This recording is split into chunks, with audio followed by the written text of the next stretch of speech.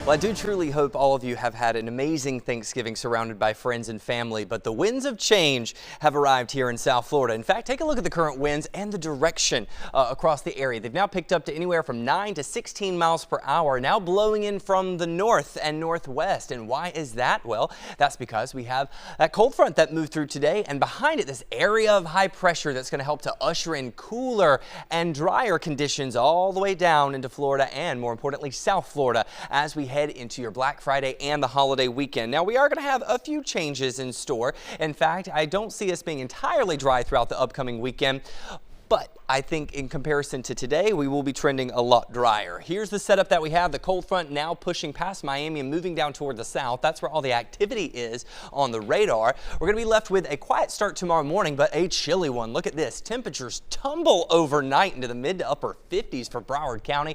I'm talking 56 degrees possibly as you wake up in Sunrise and Tamarack, 59 in Fort Lauderdale, Dania Beach, Hollywood, and Hollandale Beach. In Miami-Dade, we could drop down to the lower 60s. Now, I'll be honest, some forecast models have it even lower than 61. I was being a little conservative there with the low. Either way, 58 in Kendall, Redland, 61 in Key Biscayne. You're going to want that light coat or jacket as you head out the door tomorrow morning, or maybe even the sweater. Notice that the Keys will even drop into the mid 60s. We normally start our mornings in the upper 60s this time of the year. My Black Friday shoppers, let me tell you, I love a good Black Friday deal. You will find no other meteorologist that is excited about a sale than I am, I promise you, okay? If you are going out shopping, grab that sweater, that hoodie, that jacket, whatever you need. You'll notice we'll start in the lower 60s. For the afternoon, we're only making it into the lower 70s with a 10% chance for a stray shower. Now, some folks could warm up into the mid 70s, 75 in Fort Lauderdale. I do still think it'll stay fairly mild in the Keys.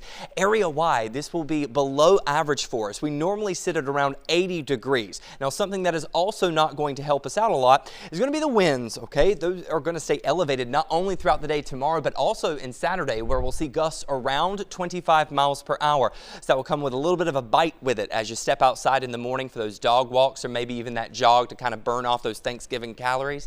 If you are heading out to the beach, it will also impact our rip current risk. It's going to be high tomorrow. Winds from the north at 15 to 20 miles per hour on the beach with a UV index that is considered moderate. Out on the water for my boaters, small craft advisories will be in effect. I do think that we'll have roughest conditions down in the Keys where we could also track some isolated showers. Speaking of showers, here's a look at the next weather rain tracker. You can see a few stray showers want to hover offshore and maybe even in the Keys for Saturday or for Friday, but Saturday we'll see that front lift back up to the north as a warm front. That's going to return the moisture and also our rain chances, I think the highest of which will be on Sunday. Your 7-day forecast shows that it's only a 20% chance at that point as highs return to the lower 80s.